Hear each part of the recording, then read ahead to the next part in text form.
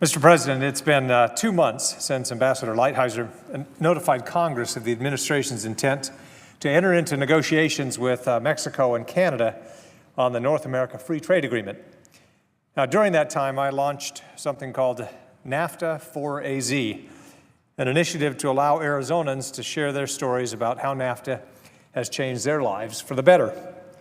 Now, I've heard from Arizonans across the state working in a multitude of industries, from dairy farmers to call center employees, and the responses that I've received are overwhelmingly positive. For example, Matt Mandel, who serves as Chief Operating Officer for SunFed, a company based in Rio Rico, shared his personal story. Matt said, quote, "Fresh produce trade has kept my family working here in the state of Arizona for 3 generations. Arizona imports over 17 billion pounds of fresh, healthy fruits and vegetables. Bilateral trade between the United States and Mexico represents over $40 billion. Let's modernize NAFTA," unquote. Mignon Hollis with the Arizona Regional Economic Development Foundation tweeted that, quote, "NAFTA and our trade partners in Mexico have allowed us to grow the aerospace industry in southern Arizona, which is key to our economic development," unquote. Now, dairy farmer Jim Boyle notes, quote, "Most of our customers are local, right here in the state, but our biggest customer outside of Arizona is Mexico. We ship daily loads of cheese, powder, and tank loads of cream all the way through Mexico. But let's keep in mind, or please let's keep NAFTA working for the American farmer," unquote.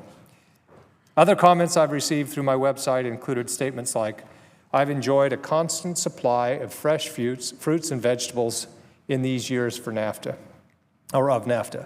I've also noticed how relatively inexpensive many household items have been since. And we supply parts that cross the border multiple times before they reach final assembly in the U.S. Free trade is vital to our success and the success of our customers, who not only get us where we need to go, but protect our shores and vital interests." The Arizona Chamber of Commerce noted that in their comments on NAFTA that, quote, "Agreement is central to the state's economic prosperity," the NAFTA agreement, that is. "Mexico is Arizona's leading trade partner. Canada is the state's second leading trade partner."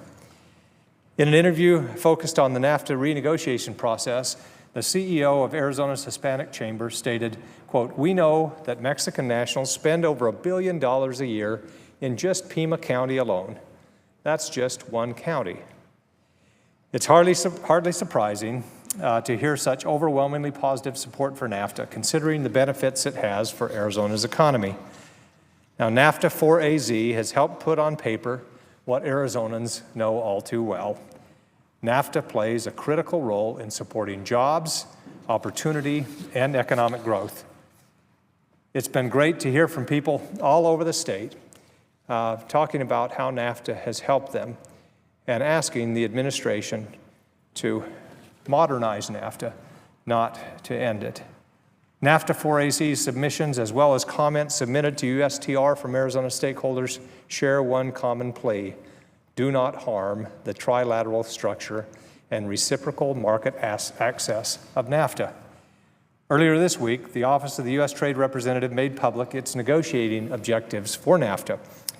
Based on what USTR released, it appears the administration has recognized the importance of this central tenet of NAFTA.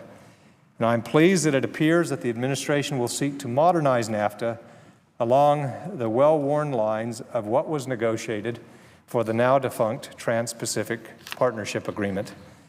I think we can all agree that addressing issues of digital trade and intellectual property in the agreement that is more than 20 years old, is the key to NAFTA's continued success. Let's modernize it, not end it. However, these negotiating objectives mark the next step in a long process that will have tremendous impact on Arizona's economy, for better or for worse. Unfortunately, the path forward for NAFTA remains uncertain, and there's a long road to travel before we get to a place where the United States, Mexico, and Canada can all agree on an updated NAFTA. From the vegetable fields in Yuma to the warehouses in Nogales, to the small retailers along the southern border, to the hotels throughout the valley, to the ranches up north where I grew up in Snowflake, NAFTA is important to all Arizonans. I will review the administration's objectives closely as I continue to talk to Arizonans about what they need to ensure vibrant cross-border trade.